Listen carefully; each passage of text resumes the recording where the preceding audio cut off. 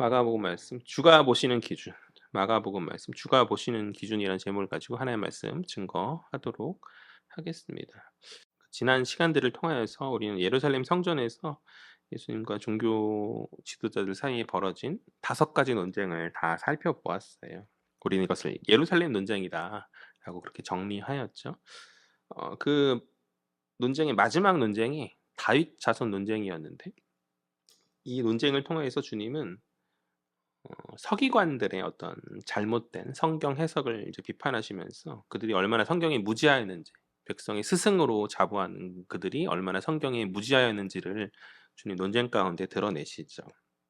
이제 오늘 본문에 와서 좀 연장선상에 있다고 할까요? 주님은 계속해서 이제 그 서기관들을 비판하시거든요. 오늘 본문은 서기관들을 비판하는 그런 본문과 이제 과부에 관한 그런 내용인데, 어쨌든 서기관들을 비판하시는데, 이번엔 단순히 어떤 신학적 해석을 문제 삼으시는 것이 아니라 주님 그들의 삶 자체를 문제 삼으시는 거죠. 겉으로는 누구보다 경건해 보였던 그들이었지만 그들의 실상은 무엇이 가득했는가? 주님의 평가가 무엇이었는가? 위선이 가득했다.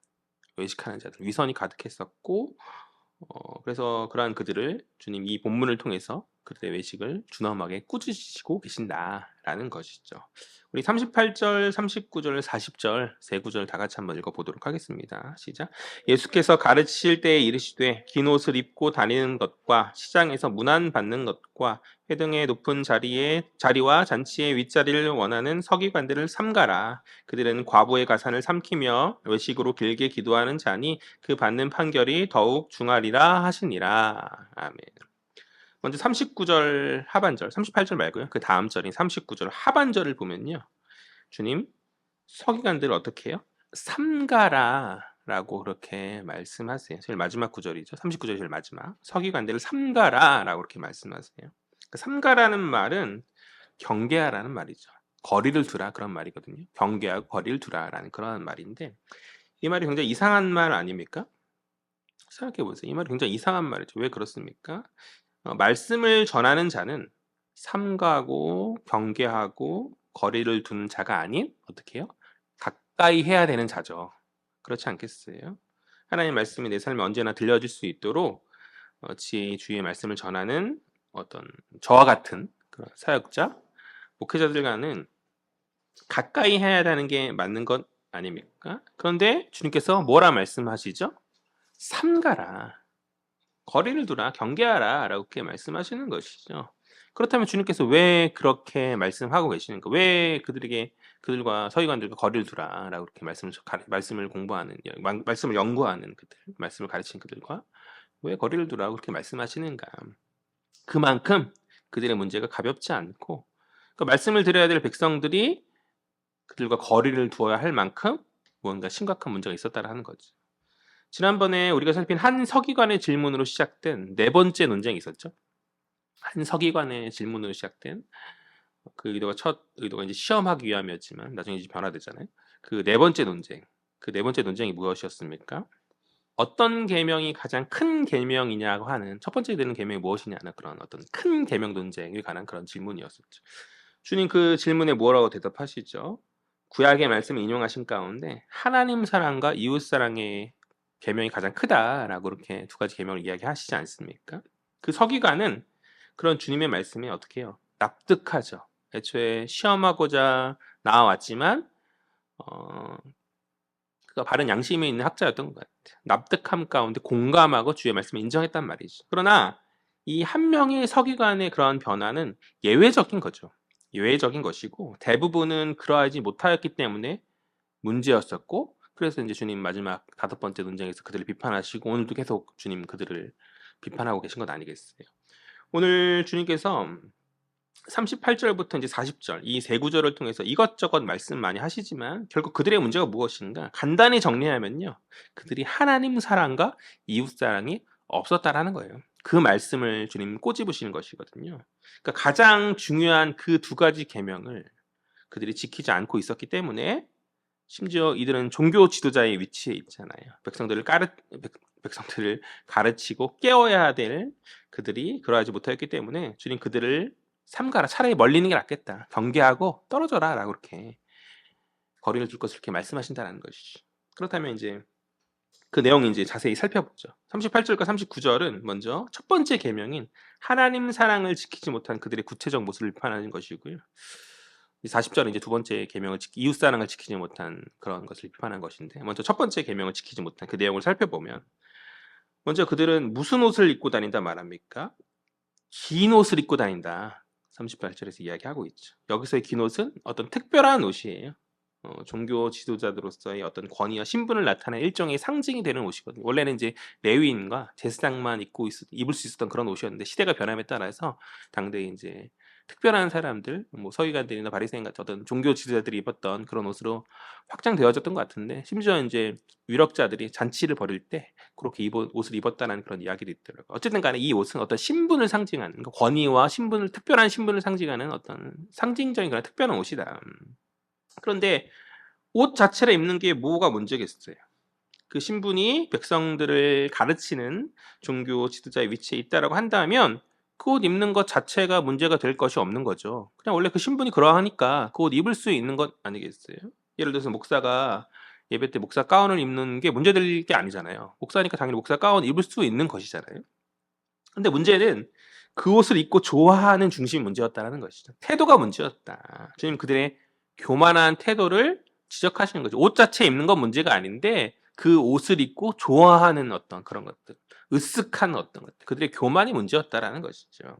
그러니까 특별한 옷을 입는다는 것은 구분한다는 거예요. 그 구분은 백성들 위에 서서 그들 앞에서 어떤 거드름을 피하기 위함이 아닌 구별된 자로서 타의 모범을 보이고 하나님이 기뻐하시는 거룩으로 나아가기 위함 아니겠어요? 그 옷을 입는 순간만큼은 말도 함부로 하지 않고 뭔가 조심하고 몸가짐을 조심하고 참가하고 막 그럴 거 아니에요.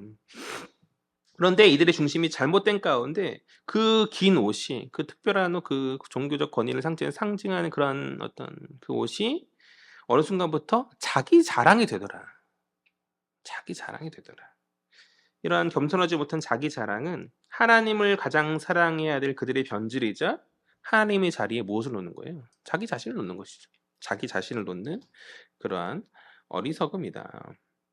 다음으로 주님 그들이 시장에서 문안받는 것을 지적하시죠. 아마도 이제 앞서 살핀 그 긴 옷을 나풀나풀거리면서 사람들 많은 곳에, 사람들 많은 곳은 시장이잖아요. 시장, 광장 그런 데잖아요. 가면서 그러니까 굳이 사람 많은 시장을 찾아가서 사람들 앞에 섰던 거죠.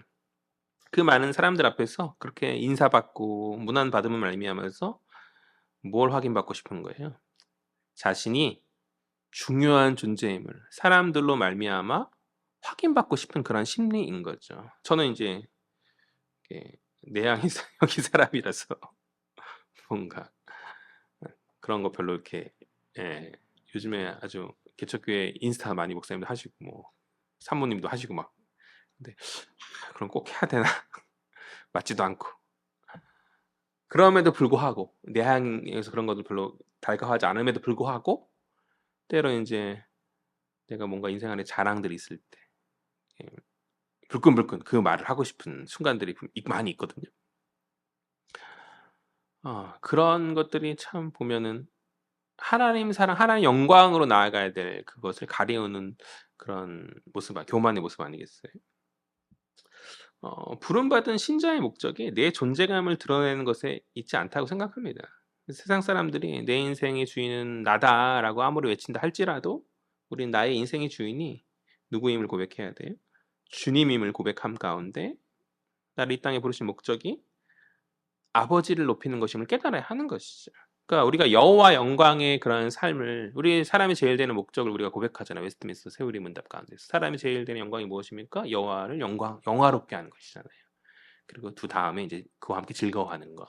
그러니까 여호와 영광이 먼저인 거죠. 그런데 여호와 영광이 나중이고 그와 함께가 아닌 나 혼자 즐거워하는 그것이 바로 교만 아니겠습니까? 하나님 사랑이 없는 모습 아니겠습니까? 이 땅 안에서 우리는 주인공이 아니에요. 우리는 흔히 우리가 내 인생의 주인공이다 생각하죠. 그러나 우리는 이 땅 안에서의 주인공이 아닙니다. 오직 주님이 주인공이 되시고 우리는 주님을 빛나게 하는 조연으로 부름받은 것이죠. 그런데 이것을 깨닫고 백성들에게 겸손함을 몸으로 보이면서 가르쳐야 될 그들이 사람들 앞에서 자기의 존재감을 드러낸 가운데 하나님께 올려드려야 될 그 영광을 가로채고 있더라. 이게 얼마나 안타깝고 아이러니한 그런 모습이 아니겠어요? 세 번째는 그들이 높은 자리에 윗자리를 탐하였다라고 주님 비판하시죠. 고대 사회에서 자리는 단순한 자리가 아닌 그들의 명예거든요. 그 서열에 따른 자리 배열은 고대 계급 구조 사회의 전통이었기 때문에 그로 말미암아서 자리에 대한 눈치가 서로 아마 어떤 많이 보였을 것 같아. 어디 공동체에 모임 있을 때마다 누가 어디에 앉을 거에 대한 그런 눈치들이 얼마나 많이 있었겠어요. 회당이 무엇을 하는 곳이죠? 회당이? 자, 회당이 무엇을 하는 곳입니까? 회당이요? 당대 유대인들이 말씀을 읽고 예배하는 공간이 바로 회당이잖아요. 그런데 그 공간 안에서 서로가 높은 자리를 놓고 눈치를 보는 거죠. 저 자리에 어느 순간 몸이 아파서 누가 빠진다고 한다면 오늘은 내가 그 자리에 올라가나? 뭐 이런 눈치들. 그러면 그 회당이 하나님께 온전히 집중되는 공간이 될 수 있을까요? 우리 교회도 뭔가 이게 서열처럼 이렇게 줄 해놓고 자리를 배치한다고 예를 들어 해보죠. 그럼 얼마나 웃기겠어요. 그죠? 언젠간 내가 저 자리에 올라갈 거야. 예배 안에서 그런 생각하고 있지 않겠어요? 그 예배가 중심이 살아있는 예배를 할 수 없겠죠. 그러니까 잔치 자리는 무엇을 상징하는 공간입니까? 잔치 자리는 뭐 하는 공간이에요? 서로 교제와 나눔이 있는 그런 공간 아니겠어요? 기쁨의 어떤 상황들을 나누는 게 잔치의 자리잖아요. 그러니까 특별히 하나님의 백성인 그들이 형제 자매 사랑을 교제하는 공간이 되어야 될 그 잔치 자리에 마찬가지로 윗자리에 앉기 위해서 서로 눈치를 살피고 그런 오늘은 이 자리 내 자리가 맞나? 뭐 이런 것들 있잖아요. 그러면 그것이 정말 기쁨을 나누는 자리가 되어줄 수 있을까?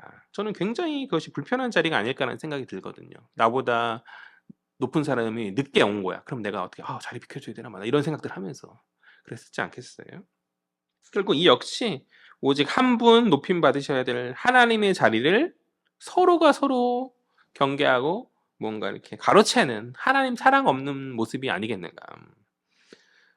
다음은 40절 말씀이죠. 40절 말씀을 통해서 그들의 이웃사랑 없음을 지적하세요. 40절을 보니까 주님 그들이 서기관들이죠. 서기관들이 과부의 가산을 삼켰다라고 말씀하세요. 과부의 가산을 삼켰다. 과부가 이제 갑자기 등장하고 그들을 삼켰다. 그들이 이제 그 과부의 가산을 삼켰다. 과부는 어떠한 자예요?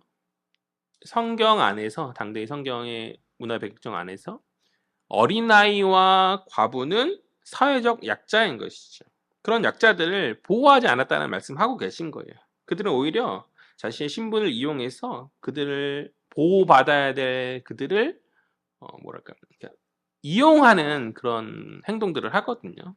저는 이 40절 9절에서 삼켰다라는 단어를 좀 주목하고 싶은데요. 이 헬라어로 카테스시오라는 그런 단어, 뭐 헬라어 음역이 중요한 것은 아니고 이 마가복음에서 딱 두 번 사용된 그런 단어예요.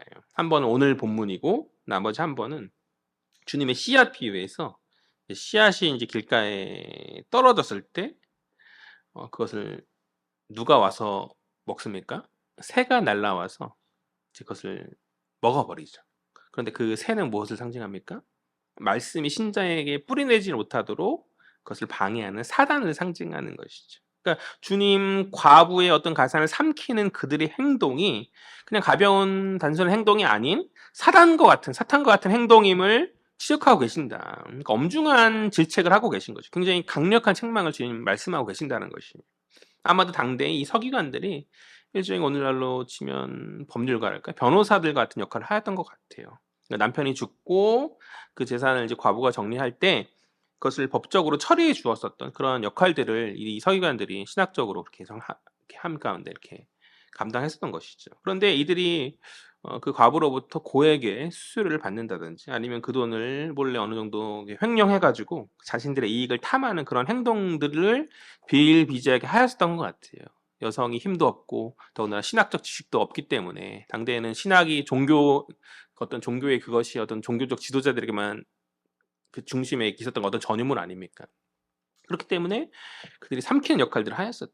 그러니까 이웃 사랑을 누구보다 앞장서서 실천해야 될 그들이 정당한 대가 이상의 어떤 과도한 대가를 요구하면서 그들을 어떻게 해요?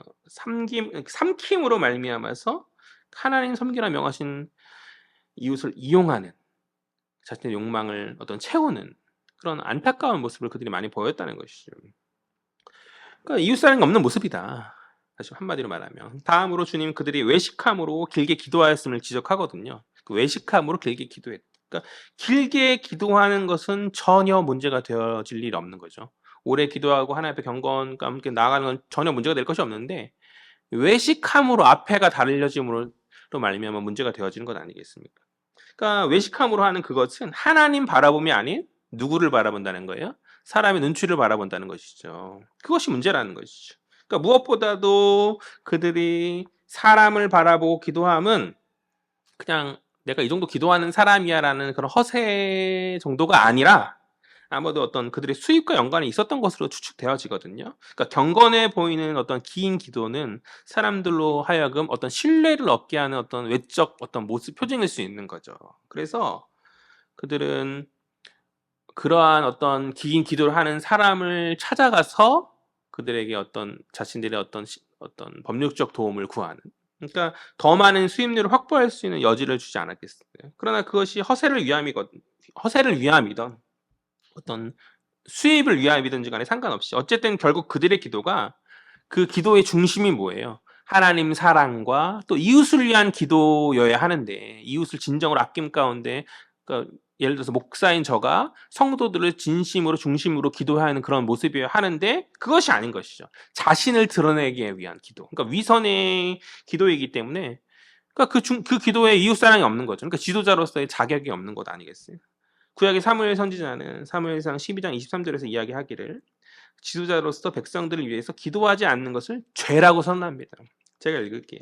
나는 너희를 위하여 기도하기를 쉬는 죄를 여호와 앞에 결단코 범하지 아니하고 선하고 의로운 길을 너희에게 가르칠 것인지. 이것이 사무엘의 고백이었는데 그 기도는 중심의 기도가 되어져야 하는 것이죠. 그 기도는 중심의 기도가 되어져야 되는 것인데 입으로만 중언부언하면서 막 길게 기도한다고 그게 중심이 있는 기도가 되겠냐는 것이죠. 그러니까 백성들의 지도자로서 나 자신을 높이는 수단으로서 기도라는 도구를 경건의 도구를 사용함이 아닌 정말 그들을 안타까워하고 그들의 어려움을 마음까지 깊이 공감한 가운데 주여 도와주옵소서 라고 기도해야 될 그들이 이웃사랑이 전혀 없으니까 위선 떠는 거죠.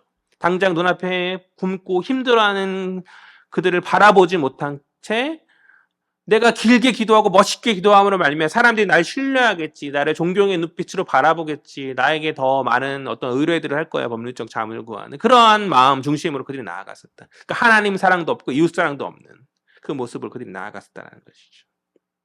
그러니까 중심 없는 그런 기도, 이웃 사랑 없는 중심 없는 기도였다. 결국 하나님 사랑과 이웃 사랑이 없는 그들의 위선의 끝은 무엇입니까? 그 위선의 끝은 무엇이겠어요? 심판인 거죠. 심판. 40절 하반절에 주님께서 말씀하시기를 그 받는 판결이 더욱 중하리라. 그 받는 판결이 더욱 중하리라. 그 받는 판결이 더욱 중하리라. 곱씹어야 하는 줄 믿습니다. 앞서 나간 자들, 저와 같은 특별히 가르치는 자들이 더욱 곱씹어야 하는 줄 믿습니다. 더욱 중하다고 말씀하세요. 하나님 사랑, 이웃 사랑이 없는 그들의 어떤 위선과 그런 잘못된 거짓된 신앙은 결국 심판으로 향해 나아갈 수밖에 없다. 그런데 오늘 본문이 여기서 끝나지 않죠. 안타깝게도 여기서 끝나지 않죠. 주님 외식하는 서기관들을 향해 준엄한 심판을 선언하신 후에 전혀 다른 한 장면에 우리의 시선을 돌리시거든요. 그 시선의 끝은 그 어느 누구도 주목하지 않은 어느 한 무명의 과부이죠. 우리 41절, 42절 다 같이 읽겠습니다. 시작. 예수께서 헌금함을 대하여 앉으사 우리가 어떻게 헌금함에 돈 넣는가를 보실 때 여러 부자는 많이 넣는데 한 가난한 과부는 와서 2렙돈 곧 한 고들란트를 넣는지라. 아멘. 성전의 헌금 앞에서 여러 부자들이 많은 헌금을 넣고 있어요. 그런데 그 가운데 한 가난한 과부가 2렙돈의 동전을 넣는 것이죠. 렙돈이라는 것은 헬라 돈의 어떤 단위 같은 거고, 그 다음에 고들란트는 로마 돈의 단위. 뭐 그렇게 중요한 내용은 아니에요. 그러니까 작은 돈을 넣었다, 동전을 넣었다 정도로 이해하시면 될 것 같아요. 이 2렙돈은요, 시간으로 따지면 10분 남짓한 한 11분 정도 되는 그런 노동의 가치다. 요즘 최저 시급이 어떻게 되죠? 1시간에 한 만 얼마, 13,000 이렇게 되나요? 그럼 10분이면 얼마 정도예요? 대략 한 1,500원 정도를 하죠. 뭐 정확하게 뭐 계산했고. 대략 한 1,500원 정도면 커피 한 잔 마실 수 있나요? 요즘 제가 이제 커피를 사 먹는 사람은 아니어가지고. 아메리카노 요즘 얼마죠? 제가 이제 1,000원 했던 것부터 시작도 기억하는데, 저 항상 이제 커피를 이렇게 사 왜 돈 주고 커피를 사 먹지? 라는 생각이 항상 집에 대충 타 먹으면 되지 이런 생각이 있어가지고. 요즘에 아메리카노 한 3,000원 하지 않나요? 아, 그쵸. 커피 한 잔도 안 되는 그 돈을, 그러니까 아주 작은 돈인 거죠. 작은 돈을 넣었다. 그런데 주님 그것을 굉장히 인상 깊게 보셨던 것 같아요. 그래서 주님 제자들을 이제 따로 불러다가 그 이야기를 하시는 거죠. 그것이 이제 43절, 44절인데. 다 같이 읽겠습니다. 시작. 예수께서 제자들을 불러다가 이르시되 내가 진실로 너에게 이르노니 이 가난한 가부는 헌금함에 넣는 모든 사람보다 많이 넣었도다. 그들은 다 그 풍족한 중에서 넣었거니와 이 과부는 그 가난한 중에서 자기의 모든 소유 곧 생활비 전부를 넣었느니라 하시니라. 아멘. 과부의 그 헌금에 대한 주님의 평가는 무엇이죠? 그녀 앞에 여러 부자들이 많은 헌금을 하였다라고 성경은 기록하고 있잖아요. 그럼에도 불구하고 주님 말씀하시기를 가난한 과부의 그 작은 그 헌금이 그 앞선 모든 사람들보다 많이 넣었다라고 그렇게 말씀하시는 것이죠. 그리고 이어지는 44절에서 그 이유를 덧붙이시는데 앞서 부자들은 풍족한 중에 그들 일부를 넣었지만 이 가난한 과부는 가난한 중에 그 소유, 곧 생활비 전부를 넣었기 때문에 그러니까 절대적 가치는 비록 다르다 할지라도 상대적 가치를 보았을 때 주님 것을 높게 평가하신 가운데 과부의 헌금은 더 크다라고 말씀하시는 거죠. 많이 가진 것 중에서 일부를 드리는 것은 크게 어려운 일이 아닐 거예요. 많이 가진 것 중에 어느 정도를 떨어서 내는 그 일부는 어려운 일이 아닙니다. 그러나 없는 중에 그 없는 전부를 드리려 한다는 것은 보통의 헌신이 아니면 쉬운 일이 아닌 거죠. 그러니까 그녀의 헌금은 분명 힘을 다하여서 하나님을 사랑한다는 자기의 신앙 고백 아니겠어요? 생활비로 번역된 헬라어 단어는 비오스라는 단어인데요. 생명이라는 뜻입니다. 결국 생활비 전부를 드렸다는 그 말의 의미가 뭐냐면 자신의 생명을 드렸다는 것과 다를 바 없다는 것이죠. 그러니까 과거 가진 것을 다 버리고 주를 나를 따르라라는 그 말씀 앞에서 그 주님의 부르심 앞에서 근심하며 떠나갔던 자가 있지 않았습니까? 누구요? 부자, 관원, 청년. 그는 부자였고 높은 지위의 관원이었고 또 젊음을 가진 청년이었죠. 또 오늘 이 과부와 다르게 남자죠. 고대 근동의 이 시대 안에서 남자는 여자에 비해서 많은 특권을 누리는 자들 아닙니까? 그러니까 다 가진 자였단 말이에요. 그런데 그 주님 나를 따르라 다 내려놓고 나를 따르라는 그 부르심 앞에서 이 부자 관원 청년 남자는 어떻게 행동했어요? 근심하며 떠나가잖아요. 주님 헌신을 요구하신 그 주님의 명령 앞에 근심하며 떠나가지 않습니까? 그런데 이 과부 여인은 없는 중에 정말 부족한 중에 한마디로 생명으로 하나님 앞에 헌신한 그런 사람이었다. 그리고 앞서 주님을 비판했던 서기관들과 비교됩니다.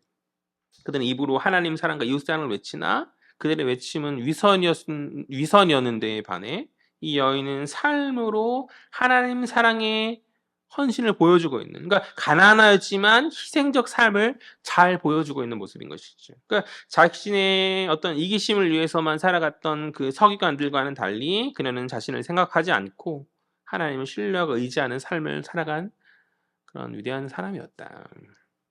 우리가 또 하나 잊지 말아야 될 것은 뭐냐면요. 이 과부의 헌금에 관한 이 본문이 주님이 종교 지도자였던 서기관들을 비판하는 맥락 다음으로 쭉 그 맥락 안에서 이어지고 있다는 사실이죠. 그러한 맥락에서 이 과부의 헌금의 내용을 살펴보았을 때 가난함에도 불구하고 전 재산을 헌금으로 드는 이 과부의 이야기는 앞서 주님이 말씀하셨던 그 서기관 착취한 예로도 볼 수 있는 거죠. 그러니까 가난한 과부의 두 랩돈마저 헌금하게 만드는 어떤 성전의 헌금 제도에 대한 어떤 주님의 어떤 비탄 어린 시선이 이 과부를 향한 칭찬 안에 내포되고 있는 것은 아닌가 하는 생각이 들거든요. 그러니까 충분히 가능성 있는 해석이라고 생각해요.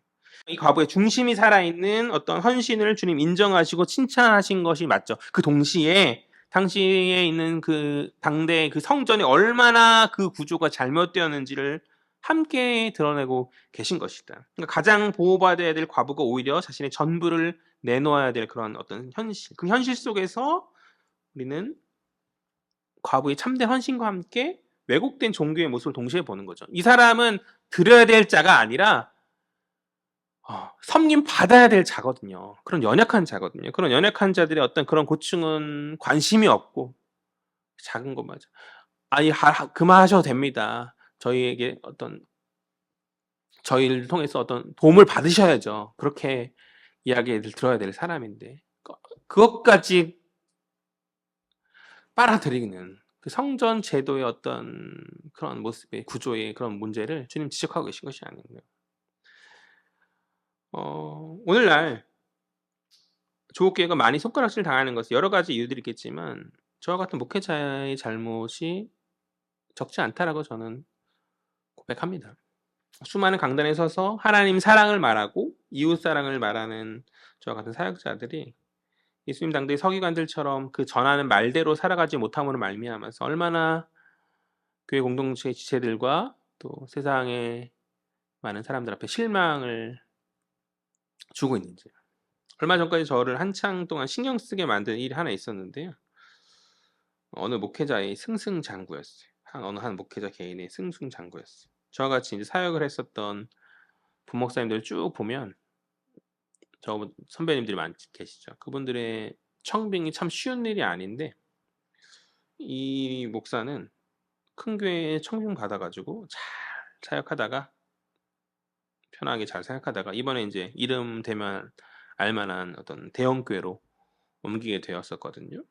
그게 뭐 신경 쓸 일이야 라고 하겠지만 이 목사는 이제 20년 전에 저와 같이 사역을 했었던 사람인데요. 성도와 이제 어떤 부적절한 관계를 가졌다라고 교회 안에서 소문이 돌던 그런 사람이었었거든요. 근데 담임 목사님이 그걸 덮어줬어요. 소문이라고 하죠. 제가 눈으로 직접 본 건 아니니까. 담임 목사님이 그것을 덮어줬어요. 교회에 어떤 불미스러운 말들이 도는 것에서 어느 목회자가 달가워하겠어요. 그걸 덮고 이제 넘어가 줬는데 그 이후에 이제 서로 각자 갈 길 가면서 그 목사를 마지막으로 본 것이 학교 앞에서. 제가 이제 MDB 학위인데 그 다음 단계가 THM 학위이고 그 다음에 이제 PhD에서 박사 과정을 따는 그런 과정인데 아무튼 그 다음 MDB 다음인 THM 학위를 따내고 학교 다니는 그 모습을 제가 본 게 마지막이었거든요. 그거 보면서 교수님 찾아가서 상담했었어요. 이런저런 문제를 일으켰던 사람이 학교에서 THM 하고 있는 걸 보니까 내 마음이 너무 그때만 해도 이제 좀 F 아닌 절대 아니라고 하지만 마음에 어떤 감정적인 그런 것들이 있었어 가지고 근데 교수님도 이런저런 상담하고 위로해 주셨는데 누군지는 밝히지 않았죠 당연히. 아무튼 그게 마지막이었었거든요. '아 THM 하나 보다.' 그렇게 생각했었는데 어느 순간 시간이 지나고 그렇게 하나하나 스텝을 밟아 갔었던 것 같아요. 이력을 쭉 보니까. 어떤 그런 목회자로서 좋은 청빙을 받을 그런 조건들을 하나하나 밟아 나간 가운데서 이제 시간이 들어서 규모가 있는 큰 교회 담임으로 청빙을 받아서 그것도 인제 우연하게 알게 돼 가지고 '아유 그래 그런가 보다.' 하고 있었는데 최근에 들어서 인제 동기 중 목사님 한 명이 교회 새로 담임 목사님 부임하는데 "어떤 사람이냐?"라고 물어봐서 그 사람인 거예요. 이 동기가 인제 그 대형 교회에 다니고 있는 대형 교회를 섬기고 있는 그런 동기였어 가지고 뭐 '무언가 이게 잘못된 게 아닌가.'라는 생각이 들더라고요. 하나하나 남들은 청빙 하나 받기 어려운 그런 가운데서 하나하나 단계 밟아 가서 어 좋은 교회에 있었다고 생각했는데 거기를 더 넘어서 대형 교회까지 진출하는 그 모습이 무언가 잘못된 게 아닌가. 물론 인제 이 목사가 하나님께서 진심으로 회개했을 수도 있는 그건 하나님과 그 사람 간의 문제니까 제가 판단할 수는 없는 거지만 아무튼 뭔가 좀 잘못된 게 아닌가. 왜 뭔가 이 악을 했던 이 사람이 악한 일을 했던 이 사람이 이렇게 승승장구하고 있나. 그 상대의 어떤 불미스러운 상대의 그 가정은 깨어져서 이혼했거든요. 제가 나중에 후일에 듣기로는. 그러니까 신실하게 사역을 잘함에도 불구하고 교회에서 쫓겨나는 그런 선배 목사님을 본 기억도 있고 또 아니면 이상하게 청빙이 잘 안 되는 열심히 하고 잘하는데도 불구하고 동기 목사님들도 참 많이 있는데 제가 아는 부목사님들 참 많이 있고 근데 문제라고 여겨졌던 이 사람이 하나하나 스텝을 잘 밟아서 너무 무언가 쑥쑥 잘 올라가니까 이게 진짜 무언가 '너무 잘못된 게 아닌가.'라는 뭔가 하나님 앞에서 좀 뭔가 '이게 하나님 공의가 이게 맞습니까?'라는 생각을 저도 모르게 많이 하고 그랬었던 것 같아요. 그래서 이제 한동안 저를 많이 신경 쓰게 했다. 그러니까 막 그렇다고 엄청 그렇게 신경 썼다는 건 아니고 중간중간 막 뭔가 하다가 그게 생각이 나는 거죠. '이게 뭐 이렇게 이게 말이 돼?' 라는 생각이 중간중간 저를 괴롭혔었던 것 같아요. '한국 교회 검증 시스템이 이거밖에 안 되냐. 좀 알아보고 더 하면' 하긴 20여 년 전이고 그 사실을 아는 사람이 많지 않으니까 뭐 그럴 수 있다 생각하면서도 아무튼 뭔가 '이거를 뉴스에 제보를 해야 되나?' 라는 생각. 교회 담임 목사님 전화해 가지고 "그 사람 안 됩니다."라고 이렇게 뭔가 말해야 되나? 그렇게 하기에는 20여 년 전이 너무 오래된 일이고 발표만 그만인 거죠. 아무 증거도 남지 않은 이런 시간이 다 덮어진 상황 가운데서. 어느 날도 인제 새벽에 이런저런 생각하다 그 생각이 인제 떠올랐어요. 그 생각이 떠오르니까 인제 뭔가 그런 생각이 떠오르면 기도함 가운데 해야 되는데 뭔가 인제 어떤 심리랄까? 그냥 뭔가 검색을 해 보게 되는 심리가 있거든요. 검색을 막 했어요. 그 목사랑 같이 사역했었던 옛날 교회의 이름을 한번 제가 검색해 보았어요. 그 교회가 갑자기 불현듯 생각나서 연결해서 생각이 난 거죠. '그 교회는 지금 잘 되고 있냐?'라는 생각이 있어 가지고 검색해서 들어가 봤더니 담임 목사님 바뀌었고 근데 교회가 워낙 작은 교회였어 가지고 교회 홈페이지도 없고 그래서 아무튼 그랬는데 홈페이지는 없었지만 기사가 하나 떠 있더라고요.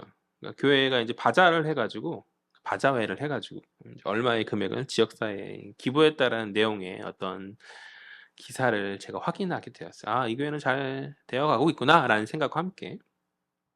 근데 어쨌든 간에 그 기사에 담임 목사님을 중심으로 좌우에 집사님과 권사님으로 보이는 여러분들이 사진을 함께 찍고 있는 거죠. 무슨 네모난 뭐 얼마 기부 이렇게 편말 들으시고 그런 전형적 사진 있잖아요. 전형적인 사진 있잖아요. 그런 사진을 보게 되었었는데 '그런가 보다.' 했는데 가만 자세히 보니까 그 사진에 두 명이 그러니까 담임 목사님도 제가 아는 사람이 아니거든요. 후임 목사겠죠. 다 모르는 사람들인데 그중에 두 분의 얼굴이 낯이 익는 거죠.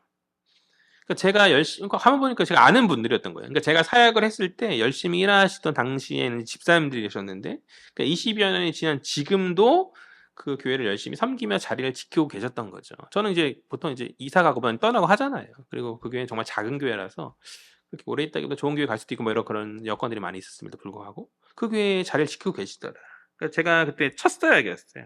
첫 사역이었고 유치부를 맡은 그런 때였는데 그 사진 중에 한 분은 그 유치부 학생의 어머니였어요. 당시에 제가 기억하기로 항상 긍정적이시고 교회 일을 열심히 하셨던 그런 분이었고 또 다른 한 분은 뭔가 이렇게 막 말을 많이 하고 그런 분은 아닌데 무던하게 자리에서 그러니까 열심으로 무던히 이렇게 성실하게 하셨던 그런 분으로 기억이 나는데 그러니까 그 두 분의 얼굴을 제가 확인하는 순간 이 문제적 목사로 말미암은 그 여러 복잡했던 생각이 그냥 다 사라졌어요. 어떤 생각이 들었냐면 '아 내 그 복잡했던 생각이 정말 하찮다.' 그러니까 다른 말로 표현을 못 하겠어요. 그냥 '하찮다.' 이 생각이 얼마나 하찮은지. 하나님 이분들을 기쁘게 받으시는 건 아니겠어요? 그죠? 중요한 게 그게 아닌 거죠. 그러니까 제가 복잡하게 생각하고 이게 하나님 고의가 이 사람이 더 좋은 스텝으로 못 밟아 드러내고 잘못이 드러나지고 안 되어지고 사역을 하지 말고 이게 전 중요하다고 생각했었는데 하나님은 그게 중요한 게 아니에요. 하나님의 관점은 거기에 하나님 있던 것이 아니라 어느 순간 어떤 상황에도 불구하고 꾸준히 그 자리를 지켰던 그분들에게 하나님의 기쁨의 시야가 있지 않았겠는가라는 생각이었었거든요. 석인관들은 오늘로 치면 교수죠.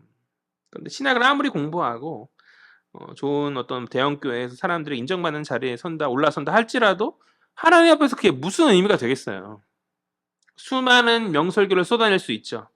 교회를 어쩌지 잘 운영하면서 어떤 족적을 만들 수 있을지도 모르겠죠.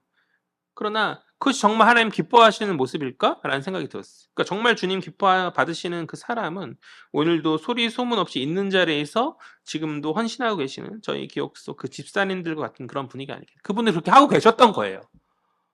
교회가 그 문제를 말미암아서 소란스럽고 뭐 그게 아니라 그분들은 그럼에도 불구하고 끝까지 그렇게 자리 지키고 지금도 계시고 계셨던 거예요. 언제 한번 기회가 되면 한번 찾아가 보고 싶은 생각이 들면서도 뭐 제가 저를 기억이나 하시겠나 생각도 있고 어쨌든 간에. 그러니까 대단한 일 못 해도 괜찮죠. 무언가 성도로서 교회 안에서 업적을 뭐 장로가 되고 업적을 이루고 뭔가 사람들에게 인정받을 만한 자리에 못 올라와도 괜찮다라고 생각합니다. 그보다 중요한 것은 하나님 기뻐 받으실 만한 사람인가. 서기관들과 과부 주님 누구를 기쁘게 받으시겠습니까? 제가 불미스러운 일을 했던 그 목사 예로 들었던 이 목사와 승승장구하고 있잖아요. 그러나 지금도 이름도 없이 빛도 없이 섬기고 있는 그 집사님들, 지금 권사님 되지 않았을까요? 집사님들, 권사님들. 누가 하나님 기쁘게 받으시겠냐라는 것이죠. 그러니까 한 과부의 작은 헌신을 오늘 주님 기쁘다고 말씀하시잖아요. 그 과부의 모습을 우리가 본받아서 우리 역시 있는 자리에서 신실하게 있는 작은 것 중에서 헌신을 다해서 주께 드리면 되는 거죠. 있는 것 그대로 드리면 되는 거죠. 제가 이야기했던 그 집사님들이 그랬던 것처럼 우리도 역시 그러면 되는 것 아니겠어요? 교회 여러 문제가 있을 수 있고 뭐 문제적 상황들을 직면할 수 있겠죠. 그러나 우리는 그것과 상관없이 주님 바라보면서 우리는 있는 자리에서 헌신하면 되는 거예요. 여러 많은 문제들이 있고 문제들이 복잡함들이 있지만 그것은 정말 하찮은 거죠. 하찮은 거예요. 하찮은 거. 조국 교회를 위해서 기도해 주십시오. 기도해야 되죠. 하찮다고 치부해서 무시하면 안 되죠. 기도해 주십시오. 얼마나 많은 부분들에서 조국교회가 무너지고 잘못되어지고 있는 거. 심지어 목회자들도 그러하잖아요. 목회자들을 위해서도 기도해 주십시오. 그들이 넘어지고 실족하지 않도록 맡겨진 직분과 사역들 잘 감당할 수 있도록. 그러나 여러 문제들이 많고 말들이 많이 있지만 그럼에도 소망이 있는 것은 여전히 주어진 자리에서 헌신하며 나오는 신실한 성도님들이 많이 계시잖아요. 그렇기 때문에 교회가 여전히 소망이 있다고 생각합니다. 문제적 사람들을 많이 보면 교회에 소망이 없지. 이제는 끝났어. 내리막이야. 라고 말할 수 있을지 모르겠지만 아니에요. 저조차 몰랐던 그분들이 계속 자리를 지키고 계셨던 거예요. 그리고 이제는 이제 여러분 모두가 그러한 자리를 지키는 자들이 되었으면 좋겠습니다. 주님 보시기에 기뻐 받으실 만한 신실한 자들이 우리가 되었으면 좋겠다. 그리고 마지막 그날 그때 주님으로부터 잘했다. 세상이 너를 알아주지 않았지만 내가 안다. 잘했다. 착하고 충성된 종아. 내가 너를 사랑한다라는 주의 말씀을 듣는 저 여러분 되었으면 좋겠다. 이 땅의 교회의 연약함에 심지어 목회자의 연약함에 실망할 필요 없어요. 우리 주님만 실망하지 않으면 되는 거예요. 우리 주님이 받으실 만한 사람이 저가 되면 우리가 되면 되는 것이죠. 우리가 주님의 근심의 자녀가 아닌 기쁨의 자녀가 되면 된다. 그것이 주님 우리를 성도로 부르신 목적이고 사명인 줄 믿습니다. 말씀을 정리하죠. 사랑하는 여러분, 오늘 두 부류의 사람을 보았어요. 한쪽은 하나님 사랑, 이웃 사랑을 많이 알고 말하지만 그 중심이 없었던 서기관들이었고, 다른 한쪽은 아무것도 가진 것이 없었지만 그 중심이 살아있어서 자기 전부를 하나님께 내어드린 희생적 삶을 살아갔던 한 과부였죠. 사람들의 눈으로 보았을 때 서기관들이 인정받는 자죠.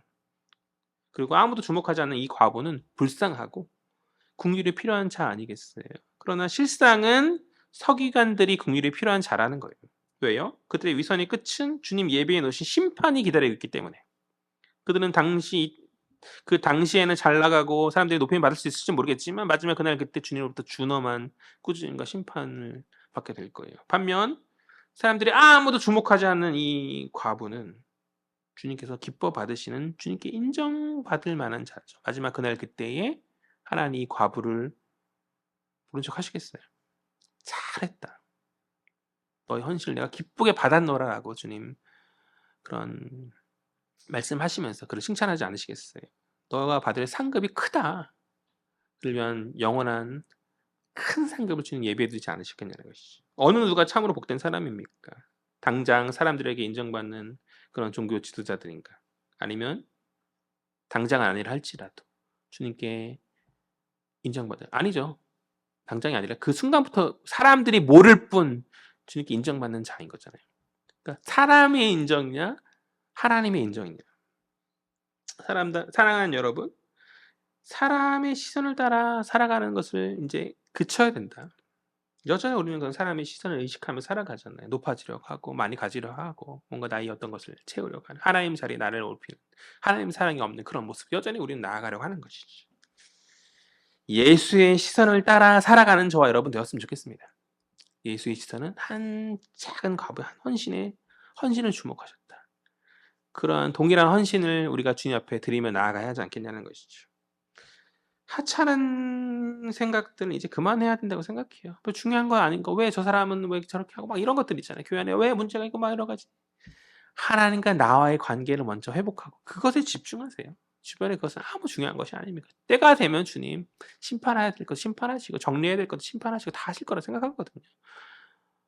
어 그것이 이 땅 안에서 드러내는 게 오히려 복이에요. 하나님께서 벌하시고 드러내는 거 복인데 이 땅 안에서 그것이 다 드러내고 벌 받지 않으면 마지막 주님 앞에서 받아야 되잖아요. 그게 얼마나 큰 거겠어요. 그러니까 우리가 신경 쓸 얘기 아닌 거죠. 우리는 우리와 하나님 관계 안에서의 그것을 집중한 가운데. 그러니까 겉으로 드러나는 어떠한 것들을 붙드는 인생이 아니라 하나님 앞에서 중심을 지킴 가운데 그것을 붙잡고 나아가는 저와 여러분 되었으면 좋겠다. 진짜가 되시길 바랍니다. 우리 신앙의 주님 앞에서 위선과 거짓이 아닌 진짜가 되어야 하는 줄 믿습니다.